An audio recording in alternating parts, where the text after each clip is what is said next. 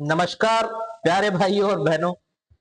तो negotiable instrument act जैसा कि हम सब लोगों ने कई बार डिस्कस किया, इस चैप्टर के इंपॉर्टेंट टॉपिक के साथ हमें पढ़ना जरूरी है, रिवाइज करना है। तो कोशिश करते हैं इसको फटाफट से रिवाइज करने की। जो मस्ती हम क्लास में करते हुए टॉपिक्स को समझते थे, काफी समय देते हुए एक चैप्टर को, वो प्रैक्टिकली अभी पॉसिबल नहीं है क्योंकि एग्जाम टाइम है और हमें शॉर्ट में रिवाइज करना है। तो फटाफट से हम कोशिश करेंगे कि इसको पूरा करें और आगे बढ़े। तो बस छोटा छोटा छोटा छोटा जो है वो हम डिस्कस करेंगे और जो इंपॉर्टेंट टॉपिक्स है उसको हम यहीं के यही याद करने की पूरी कोशिश करेंगे और हम इस चीज को आगे बढ़ाते हैं। भाई, नेगोशिएबल इंस्ट्रूमेंट्स एक्ट एक ऐसा एक्ट है जिसमें इंस्ट्रूमेंट मतलब ऐसे डॉक्यूमेंट्स या ऐसी चीजें जो एग्जीक्यूटेड है। डॉक्यूमेंट जब एग्जीक्यूट हो जाता है तो इंस्ट्रूमेंट बनता है भाई लोग। ठीक है, उन चीजों के बारे में हम बात करेंगे। बेसिकली समय खराब किए बिना मैं आपको बताऊं तो नेगोशिएबल इंस्ट्रूमेंट मतलब क्या होता है? एक ऐसा पीस ऑफ पेपर जो ट्रांसफरेबल है, जो एक जगह से दूसरी जगह दिया जा सकता है। जैसे ये करेंसी नोट पड़ा हुआ है, इस पे लिखा है मैं धारक को 500 रुपए अदा करने का वचन देता हूं। ट्रांसफरेबल है, ये मैं आपको दे सकता हूं, आप मुझे दे सकते हैं। क्लियर है? ये नेगोशिएबल। नेगोशिएबल मतलब ट्रांसफरेबल एक व्यक्ति से दूसरे व्यक्ति के पास। पर भाई लोग, नेगोशिएबल इंस्ट्रूमेंट में करेंसी नोट नहीं आते। क्यों नहीं आते, अभी हम आगे समझेंगे। ठीक, चलिए भाई, एक्ट के बारे में थोड़ी कहानी देखें तो ये जो है promissory note, bill of exchange और चेक, मेजरली 3 नेगोशिएबल इंस्ट्रूमेंट पे काम करता है और उसी पे लागू होता है ये पूरा एक्ट, और उसी के बारे में ये जो है चीजें डिस्कस करता है।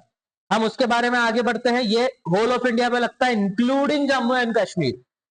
वैसे तो अब सारे ही लगने लगे, बट स्पेसिफिकली इसमें पहले से लिखा है including Jammu and Kashmir.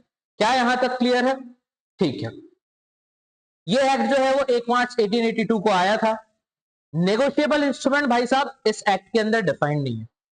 Negotiable instrument इस एक्ट के अंदर डिफाइंड है ही नहीं। ठीक, तो क्या है सर?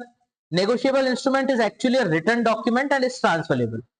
आपको बस इतना ही याद रखना है कि ये रिटर्न डॉक्यूमेंट है और क्या है साथ में, ट्रांसफरेबल भी है। ट्रांसफरेबल भी है, ठीक है। ये डॉक्यूमेंट स्पेसिफाई करता है पेमेंट टू स्पेसिफिक पर्सन और bearer of the instrument at a specific date. ये डॉक्यूमेंट स्पेसिफाई करेगा पेमेंट किसको, स्पेसिफिक व्यक्ति को स्पेसिफिक डेट पे। ये था इंट्रोडक्शन, ये था बकवास, ये हमें याद अभी रखने की जरूरत नहीं। हम सीधे आते हैं जहां से क्वेश्चन बन सकते हैं, जहां से सवाल बन सकते हैं कि negotiable, what is negotiable instrument, explain its types और काइंड्स। तो negotiable instrument is a piece of paper which is transferable या एंडोर्सिएबल। नेगोशिएबल इंस्ट्रूमेंट क्या है? पीस ऑफ पेपर जो ट्रांसफरेबल है। आप फर्दर ब्रैकेट में लिख सकते हैं कि दिस एक्ट या दिस टर्म, सॉरी एक्ट नहीं लिखेंगे, this term is not defined under the act, पर इसका सेक्शन नंबर 13 इसके टाइप्स बताता है। इसका सेक्शन 13 नेगोशिएबल इंस्ट्रूमेंट एक्ट का सेक्शन 13 क्या बताता है? इसके टाइप्स बताता है। कौन कौन से हैं? Promissory note, bill of exchange और चेक। 3 टाइप इस एक्ट में हमने डिस्कस कर रहे हैं फिलहाल।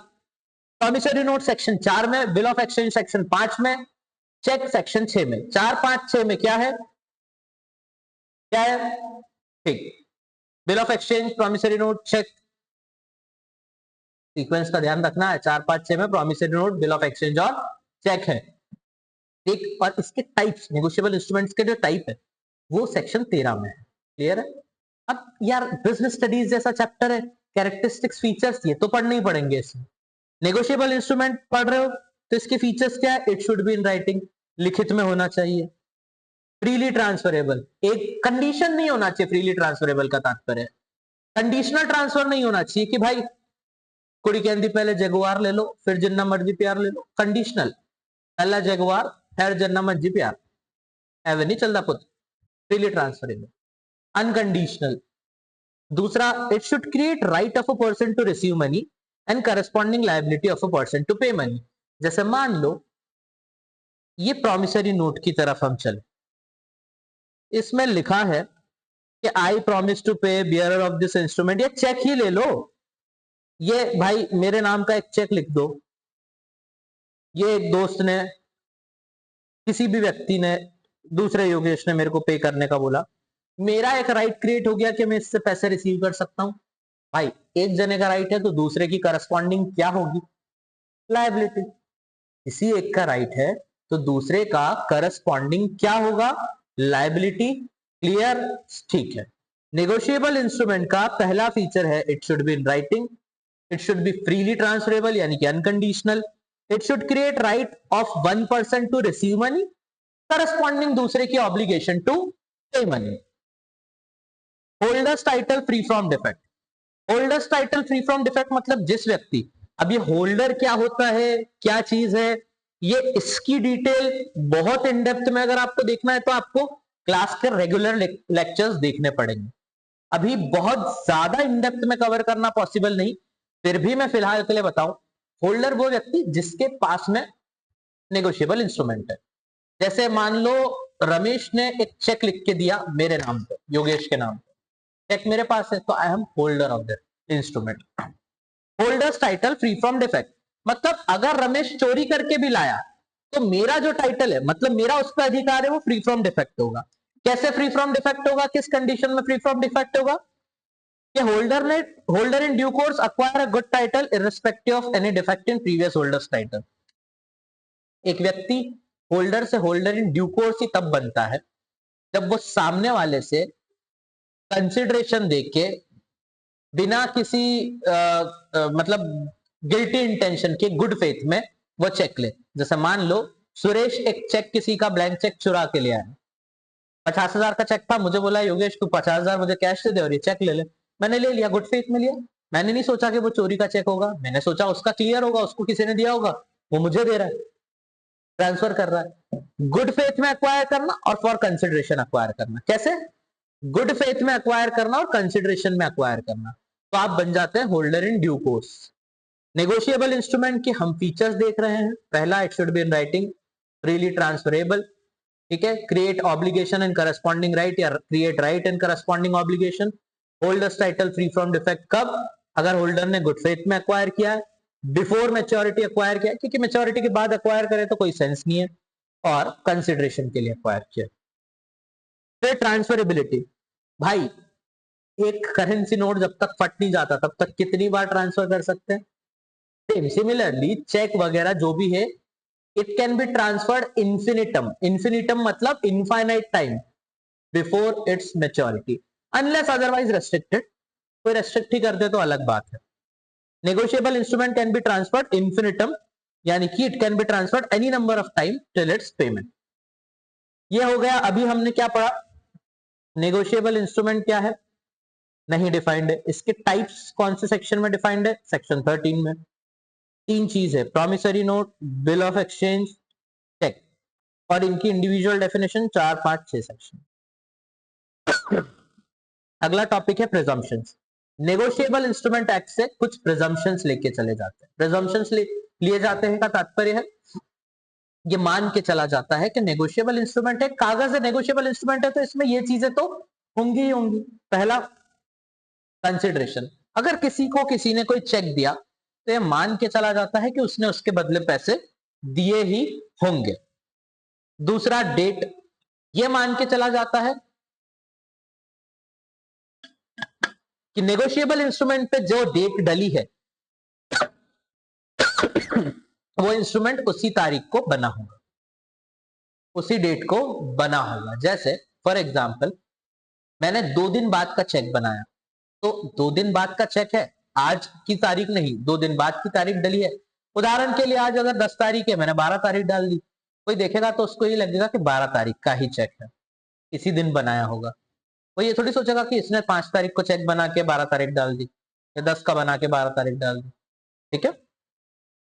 टाइम ऑफ एक्सेप्टेंस, जिस दिन व्यक्ति ने नेगोशिएबल इंस्ट्रूमेंट एक्सेप्ट करके क्या डाला, एक्सेप्ट करके क्या डाला, एक्सेप्ट करके क्या डाला भाई, साइन करके डेट डाला, उसी दिन से नेगोशिएबल इंस्ट्रूमेंट एक्सेप्टेड माना जाएगा। क्या यहां तक clear? Okay. Order of endorsement, sorry transfer बचा है। अगर ट्रांसफर किया गया है तो ये भी मान के चला जाएगा कि मैच्योरिटी के पहले ट्रांसफर किया है। ऑर्डर ऑफ एंडोर्समेंट मतलब अगर एंडोर्स मतलब ट्रांसफर किया है किसी ने किसी और को चेक या कोई भी नेगोशिएबल इंस्ट्रूमेंट, तो जो सीक्वेंस लिखा है, जैसे मान लो रमेश एंडोस टू रमेश, सुरेश, दिनेश, तो हम ये मान के चलेंगे सबसे पहले रमेश को एंडोस किया होगा, फिर सुरेश को, फिर दिनेश को। ओके, अब यहां पर चौथा एंडोसमेंट मैंने किया कार्तिक नाम के व्यक्ति को, लेकिन उसका नाम सबसे पहले लिख दिया। तो हम ये प्रिज्यूम करके चलेंगे कि जैसा लिखा है सीक्वेंस, पहले कार्तिक को किया होगा, फिर रमेश को किया होगा, फिर सुरेश को, और फिर दिनेश को। स्टाम्प, एक चीज ये भी प्रिज्यूम करके चलेंगे कि इंस्ट्रूमेंट ड्यूली साइंड और स्टाम्प्ड। ठीक है, यहां तक क्लियर? तो ये थे हमारे नेगोशिएबल इंस्ट्रूमेंट से रिलेटेड टॉपिक्स। ठीक, आगे बढ़ते हैं। अब हमको बेसिक इंट्रोडक्शन तो हमारा हो गया भाई, ठीक है। अब प्रॉमिसरी नोट है और जमाने भर की चीजें हैं, चेक है, ये है, वो है। अब हम चले, अगर हम इंपॉर्टेंट टॉपिक्स की बात करें, इसकी बात करें, इंपॉर्टेंट टॉपिक्स की बात करें, तो मेरे पास या मेरे हिसाब से सबसे पहला इंपॉर्टेंट टॉपिक अगर मैं बोलूं तो classification of negotiable instrument. Confuse नहीं होना, सेक्शन 13 में हमने काइंड्स ऑफ नेगोशिएबल इंस्ट्रूमेंट थे, ये क्लासिफिकेशन है। यहां इसमें से दो टॉपिक मुझे बहुत इंपॉर्टेंट लगते हैं, जैसे इनलैंड और फॉरेन इंस्ट्रूमेंट, ये ज्यादा पूछे जा सकते हैं। इनलैंड और फॉरेन इंस्ट्रूमेंट, आप चाहें तो पहला इंपॉर्टेंट टॉपिक अगर लिखना चाहें तो लिख ले कि इनलैंड प्लस फॉरेन इंस्ट्रूमेंट एक इंपॉर्टेंट टॉपिक कंसिडर किया जा सकता है जिसको हम पढ़ रहे हैं। इनलैंड इंस्ट्रूमेंट क्या है? An inland instrument is one which is either drawn and made payable in India, जो यही बनाया गया, ड्रॉन और पेएबल इन इंडिया भी है, और drawn in India upon some persons resident even though if it is made payable in foreign country. पहला तो हो गया ड्रॉन और मेड पेएबल इन इंडिया, यही बनाया गया और यही पेएबल है। दूसरा, यहां के रेसिडेंट्स के ऊपर वो बिल ड्रॉ किया गया, भले वो पेएबल का हो फॉरेन में। दो points, drawn and made payable in India, drawn and made payable in India, या फिर drawn in India upon some person, जो रेसिडेंट है, कोई व्यक्ति जो यहां का रेसिडेंट है, बट पेएबल की तरह, भले इवन दो, बट नहीं, even though if it is payable in foreign country. Foreign instrument क्या है? सबसे पहला, औरत कौन है? जो आदमी नहीं है। आदमी कौन है? जो औरत नहीं है। पब्लिक कंपनी क्या? जो प्राइवेट कंपनी नहीं है। तो every instrument that is not inland automatically becomes foreign instrument. These instruments are drawn in foreign country but may be payable within or outside India. फिर अगला point, it must be drawn in India and made payable outside India and drawn on a person resident outside India. इसका exact उल्टा लिखना है यार। Inland instrument which is drawn and made payable in India की जगह foreign currency, या drawn in foreign country, foreign currency नहीं, foreign country, made payable in India or foreign country, drawn in India upon some person resident outside India. बस ये बना दिया point, ये हो गया आपका इनलैंड और फॉरेन इंस्ट्रूमेंट। ठीक, अब एम्बिगुअस या इनकम्प्लीट या इनकोहेरेंट जिसको बोले, उसके बीच में भी हमको पढ़ लेना चाहिए, भी इंपॉर्टेंट है। एम्बिगुअस का मतलब हम कई बार क्लास में भी डिस्कस कर चुके हैं कि एम्बिगुअस मतलब क्या होता है सर? एम्बिगुअस मतलब कंफ्यूजिंग या which is not clear, unclear. Kinds of में इनलैंड फॉरेन पढ़ लिए, सर ये क्या, कैसे इंपॉर्टेंट टॉपिक? तो भाई इनके बीच में डिफरेंस भी आ सकता है, इसलिए ये इंपॉर्टेंट है। ठीक, ambiguous instrument is basically one that may be either a bill or note for its holder. वो अपने होल्डर के लिए या तो बिल ऑफ एक्सचेंज हो सकता है या नोट हो सकता है, कुछ भी हो सकता है। एम्बिगुअस है तो कंफ्यूजन ही तो ये है कि प्रॉमिसरी नोट माने या bill of exchange माने। Under such circumstances, the holder of such instrument may treat them either as bill of exchange or as promissory note. ऐसी परिस्थिति में होल्डर उसको बिल ऑफ एक्सचेंज भी मान सकता है, प्रॉमिसरी नोट भी मान सकता है। इनकम्प्लीट इंस्ट्रूमेंट क्या है? सिंपल सी बात है, अभी हमने एसेंशियल फीचर्स पढ़े, तो इनकम्प्लीट वही होगा जो सारे एसेंशियल एलिमेंट नहीं रखता होगा। Incomplete instruments lack certain essential requirements of typical negotiable instruments. Incomplete instrument क्या है? जिसमें सर्टेन एसेंशियल रिक्वायरमेंट जो होती है नेगोशिएबल इंस्ट्रूमेंट की वो नहीं है। कुछ केसेस में holder of instrument has complete, मतलब जैसे चेक है, चेक के ऊपर डेट नहीं डली तो होल्डर के पास ये अथॉरिटी होती है कि वो खुद उसको कंप्लीट कर ले। कुछ केसेस में holder has the authority to complete it on his own. Clear? In few cases, the holder of instrument has authority to complete it up to the amount mentioned therein. Up to the amount mentioned therein मतलब amount में कोई बदलाव उसे नहीं करना चाहिए। This in turn results in creation of legal binding negotiable instrument payable by law. आपने उसको पूरा कर लिया तो वो लीगली बाइंडेबल हो जाएगा नेगोशिएबल इंस्ट्रूमेंट। ठीक? Not only the first holder but also subsequent holders जो उसको प्रोक्योर करेंगे वो भी लायबल। मतलब इनकम्प्लीट में एसेंशियल क्वालिफिकेशन जो भी रिक्वायरमेंट्स है वो मिसिंग है, होल्डर उसको पूरा कर सकता है up to the amount specified, legal binding effect होगा और सारे होल्डर मतलब सब्सिक्वेंट होल्डर भी, जैसे मेरे पास अनडेटेड चेक आया, मैंने डेट डाल ली, उसको नेगोशिएट किया, तो सबके लिए वो वैलिड होगा, सबके लिए लीगल इफेक्ट देगा। क्या यहां तक क्लियर है भाई लोग? पक्का पक्का पक्का पक्का? चलो एक टॉपिक और बताता हूं मैं सोच रहा हूं कि इसकी वीडियोस या तो पार्ट्स में मैं कर दूं, ये छोटे छोटे पार्ट में आप 3-3 4-4 टॉपिक करते चले। बिल ऑफ एक्सचेंज और चेक के बीच में जो डिफरेंस है वो भी एक इंपॉर्टेंट चीज है। चेक चेक चेक चेक और बिल ऑफ एक्सचेंज। हाँ, चेक जो है वो एक तरह का बिल ऑफ एक्सचेंज ही है। इसका टेबुलर डिफरेंस मैं आपको अपनी चैनल में डाल दूंगा, आप वहां से उठा लेना व्हाट्सएप पे। A check is a species of bill of exchange, but it has following two additional qualification.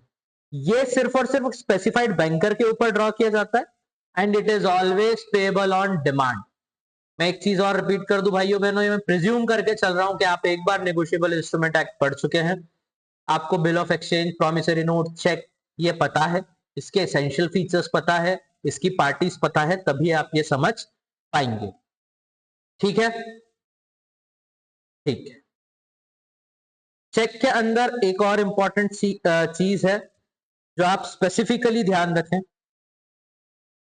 जिसको हम बोल सकते हैं, आई थिंक इंपॉर्टेंट चीजों में से कहाँ गया यार, मैंने मार्क तो किया था। चलो पहले होल्डर और होल्डर इन ड्यू कोर्स देख लेते हैं, अभी हम डिस्कस भी कर रहे थे, ये भी इंपॉर्टेंट है, टॉपिक है। होल्डर सेक्शन 8 में, holder in due course 9, 8-9 section number 8 और 9। Holder of a promissory note या बिल ऑफ एक्सचेंज या cheque means any person entitled in his own name. Holder जो भी प्रॉमिसरी नोट का या बिल ऑफ एक्सचेंज का या चेक का, मतलब हर वो व्यक्ति या कोई भी वो व्यक्ति जो अपने नाम पर एंटाइटल रखता है, ठीक है, जिसके नाम पे ये चीज मिलने योग्य है, क्या? To the possession thereof, उस चीज का पोजेशन, टू रिसीव और recover the amount due thereon from parties that, receive कर सके या रिकवर कर सके अमाउंट जो पार्टीज जो भी एलिजिबल है उससे। जैसे मेरे नाम पे अगर कोई चेक लिखा है तो मैं होल्डर कब हूं? जब मैं एंटाइटल्ड हूं कि उसका पोजीशन मेरे पास है। अच्छा, एंटाइटल्ड में नाम लिखा होना जरूरी है क्या सर पोजीशन लेने के लिए? नहीं, मैं अपने प्रिंसिपल एजेंट रिलेशनशिप के हिसाब से अपने प्रिंसिपल के बिहाफ पे भी उनका चेक रख सकता हूं, तो I am entitled to possession thereof, I am holder but I am not holder in due course. दूसरा पॉइंट, तो रिसीव और recover the amount due thereon from parties that. अब अगर मेरे एजेंट होने के नाते प्रिंसिपल ने बोला कि चेक लगाया हो गया, उससे पैसा कलेक्ट कर लो, तो I am entitled to receive या recover the amount due thereon. ठीक? His rights and title are dependent on transferor, उसके राइट और टाइटल डिपेंडेंट ऑन ट्रांसफरर है। किसी ने मुझे फर्जी चेक दिया तो मेरा टाइटल भी फर्जी हो जाएगा, सामने वाले के टाइटल में डिफेक्ट है तो मेरे टाइटल में भी डिफेक्ट आ जाएगा। He has a right to demand and receive, but does not have a right to sue. Right to demand and receive, demand करने का और रिसीव करने का राइट है, पर सू करने का यानी केस करने का अधिकार बिल्कुल नहीं है। ठीक? Holder in due course section 9, वही चीज जो फॉर कंसिडरेशन लेता है, गुड फेथ में लेता है और बिफोर मैच्योरिटी लेता है। Holder in due course is one who receives any instrument for consideration without notice as to defect of the title of previous owner, the previous owner के title में कोई defect था उसका कोई सोच विचार किए बिना, और बिफोर मैच्योरिटी। क्लियर। इसके राइट और टाइटल जो है वो इंडिपेंडेंट ऑफ ट्रांसफरर है। He has a right to demand and receive and also have a right to sue. Clear है यहां तक? ओके गाइस, ये भी इंपॉर्टेंट टॉपिक्स में से एक था। चलिए आगे बढ़ते हैं। अब हमको देखना चाहिए मैच्योरिटी। मैच्योरिटी के क्वेश्चन आ सकते हैं, छोटे छोटे क्वेश्चन आ सकते हैं इसके, छोटे छोटे छोटे छोटे छोटे छोटे। अच्छा एक ये छोटी सी चीज और समझ लो सेक्शन 18 की, ये चेक वेक पे होता ना कि अमाउंट वर्ड्स में भी लिखो फिगर्स में भी लिखो, तो अगर वर्ड्स और फिगर्स में गलत गलत कुछ गड़बड़ हो गई लिखा हुआ है तो अमाउंट स्टेटेड इन वर्ड्स उसको तवज्जो दी जाएगी, क्योंकि अगर कोई व्यक्ति किसी चीज में बदलाव कर रहा है तो वो क्या होगा, उसका बदलाव जो है वो किस चीज में दिखेगा, फिगर्स में 923 इसको चेंज कर सकता है। एक मिनट क्लियर रुकिएगा। हेलो, हाँ हाँ हाँ, 9236 है, इसको हम बदल सकते 8 कर सकते, लेकिन इधर जो 9 लिखा है इसको 8 नहीं किया जा सकता, इसलिए ये वाली चीज इसमें मैटर करेगी। ठीक है, अब आ जाते हैं मैच्योरिटी। मैच्योरिटी मतलब हिंदी में बोलो तो मियाद पूरी होना, मैच्योर होना। जैसे एफडी मैच्योर होती है, उसका टर्म पूरा हो गया, ठीक है, तो वो क्या मानी जाएगी, maturity. The maturity of promissory note या bill of exchange is the date at which it falls due. 3 महीने का बिल ऑफ एक्सचेंज ड्रॉ किया, 3 महीने के पश्चात, किसके पश्चात, 3 महीने के पश्चात उसकी मैच्योरिटी डेट आ जाएगी। अब सर सिर्फ बिल ऑफ एक्सचेंज में डेज ऑफ ग्रेस का फंडा रहता है, तो डेज ऑफ ग्रेस क्या होता है, जैसे आपने 11th में अगर बिल ऑफ एक्सचेंज चैप्टर पढ़ा हो तो ये पढ़ा होगा कि अगर एक बिल ड्रॉ किया है मान लो 1 जनवरी को 30 डेज के लिए, तो ड्यू कब होगा, 30 जनवरी को। इसमें प्लस 3 दिन ग्रेस के मिलते हैं, 31 जन, 1 फेब, 2 फेब ड्यू होगा। ध्यान रखना, अगर due date including grace period public holiday है तो क्या हो, और अगर सडन हॉलिडे आकस्मिक अवकाश तो क्या होगा। अगर हमें पता है कि पब्लिक हॉलिडे है, क्या है, पता है कि पब्लिक हॉलिडे है, तो हम 1 दिन पहले उसको ड्यू डेट मान लेंगे। और अगर हमें पता है कि नॉर्मल है मतलब सडन हॉलिडे, तो 1 दिन बाद। नेगोशिएबल इंस्ट्रूमेंट के कुछ एग्जाम्पल हमारे नोट्स में है, वो आप देख लेना। If last day of grace is public holiday then the instrument will be due on preceding business day, 1 दिन पहले, जब मालूम है कि छुट्टी है तो 1 दिन पहले। और इमरजेंसी अनफोर्सीन हॉलिडे है तो 1 दिन बाद। ये आप जरूर अपने नोट्स में से देख लीजिएगा, इसका सेक्शन 22, 23 और 24 है। अब इसके बाद कुछ टॉपिक छोटे मोटे और हैं जो कि हम देख लेते हैं। जैसे कौन सा दिखाऊं, कौन सा टॉपिक कराऊं पहले, चलो एंडोर्समेंट ही देख लेते हैं। एंडोर्समेंट क्या होता है, एंडोर्समेंट का मतलब है signing at the back of instrument, instrument के पीछे हम लिख दे, और किस चीज के लिए लिखे, for the purpose of negotiation. किस लिए, नेगोशिएशन के लिए। Act of signing a cheque for purpose of transferring to someone else is called endorsement of cheque. Act of signing cheque मतलब जिस भी चेक पे हम साइन कर देते तो वो किसी और को दे देते, वो नेगोशिएशन है। अगर इंस्ट्रूमेंट के ऊपर जगह नहीं बची, if no space is left on the instrument, तो एंडोर्समेंट सेपरेट स्लिप पे लिखो और उस पर अटैच कर दो। ठीक। Kinds of endorsement, endorsement in blank या जनरल, इसके अंदर खाली नाम लिख लिया जाता है, जैसे एंडोस्ड टू हुम वगैरह कुछ नहीं। एंडोर्समेंट इन फुल या स्पेशल, तो उसके ऊपर लिख देते हैं, सिग्नेचर भी कर दिया जैसे मैंने, और एंडोर्स टू XYZ पर्सन का नाम लिख दिया। कंडीशनल एंडोर्स, अच्छा इसमें पार्शियल एंडोर्समेंट का एक क्लॉज है सेक्शन 56 के हिसाब से इनवैलिड है। मान लो 50,000 का चेक है और मैं किसी को 25,000 एंडोर्स कर रहा हूं, इनवैलिड है, या तो पूरा होगा या फिर नहीं होगा। फिर आता है conditional endorsement. An endorsement is conditional या क्वालिफाइड विच लिमिट्स और negatives the liability of endorser. जो लिमिट करता है और नेगेटिव कर देता है लायबिलिटी ऑफ एंडोर्सर को, उसको कहा जाता है कंडीशनल एंडोर्समेंट। जैसे मैं आपको कोई चेक दे रहा हूं और कह दूं कि भाई अब जो भी हो तू जान, तेरा काम जाने, अगर बाउंस भी हो जाए तो मेरे माथे मत आना। इसको बोलते हैं सेंस रिकोर्स एंडोर्समेंट, कि मेरे पास लौट कर मत आना। दूसरा है by making his liability depending upon happening of a specified event. Happening of specified event का तात्पर्य है कि भाई अगर ऐसा हुआ कि किसी और ने पैसे नहीं दिए या कुछ हुआ तो मैं पैसे दूंगा, अदरवाइज नहीं दूंगा। ठीक, हमारे नोट्स में इसके कुछ एग्जाम्पल्स है, वो आप जरूर देखिएगा। फिर एक होता है रेस्ट्रिक्टिव एंडोर्समेंट। रेस्ट्रिक्टिव मतलब अपन, जैसे मैंने बोल दिया कि नॉन, आगे further not negotiable, further not negotiable, clear. Restrictive endorsement हो गया। एंडोर्समेंट सेंस रिकोर्स जो हमने देखा, तो इसको थोड़ा सा आप ध्यान से देखिएगा, काफी इंपॉर्टेंट टॉपिक्स में से एक है। इसके बाद भाई लोग बहुत छोटे छोटे टॉपिक्स बचे हैं, बहुत छोटे छोटे, जो मैं एक और फटाफट से पार्ट बना के या इसी में मैं आपको समझा दूंगा। एक काम करता हूँ, छोटा एक और पार्ट वीडियो का बना के मैं आपको दे देता हूँ। तो ये आपका 2 पार्ट्स में छोटे छोटे आधे आधे घंटे के अंदर, 20-20 मिनट के अंदर ये जो अपना टॉपिक है कवर हो जाएगा। अच्छा, क्रॉसिंग ऑफ चेक और एक छोटा सा टॉपिक है, जाने से पहले लिटिल लिटिल टॉपिक फटाफट देख लेते हैं।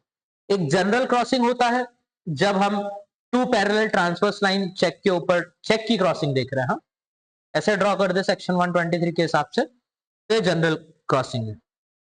ठीक है, किसी भी बैंक से आप पैसे निकाल सकते। स्पेशल क्रॉसिंग, इसमें 2 लाइन के बीच में हम अगर नाम भी लिख दे कि स्पेसिफिक बैंक का नाम लिख दे, अकाउंट पे ही लिख दे, ये सिर्फ इसी अकाउंट में पे होगा, उसको स्पेशल क्रॉसिंग बोलते हैं। एक 2 टाइप की आपको क्रॉसिंग पढ़नी। एक अकाउंट पेइंग क्रॉसिंग, मतलब स्पेशल क्रॉसिंग का एक टाइप है अकाउंट पे ही, अकाउंट पे ही लिख दे। स्पेशल क्रॉसिंग में आप ओनली थ्रू बैंक का नाम लिख दे, कंपनी का नाम लिख दे, अकाउंट पे ही लिख दे। एक क्रॉसिंग में नॉट नेगोशिएबल लिख सकते हैं कि ये फर्दर नेगोशिएबल या नॉन ट्रांसफरेबल है। ठीक, चेक इशू होने के बाद भी आप उसको क्रॉस कर सकते हो। बाकी हम ये बैंकर में रिफ्यूज पेमेंट से सेकेंड पार्ट में देखते हैं। धन्यवाद। डाउट्स के लिए आप व्हाट्सएप कर सकते हैं कभी भी। ठीक है, good day, Tata. Day night जब भी देख रहे हो वीडियो, अगली वीडियो में फटाक से मिलता हूँ।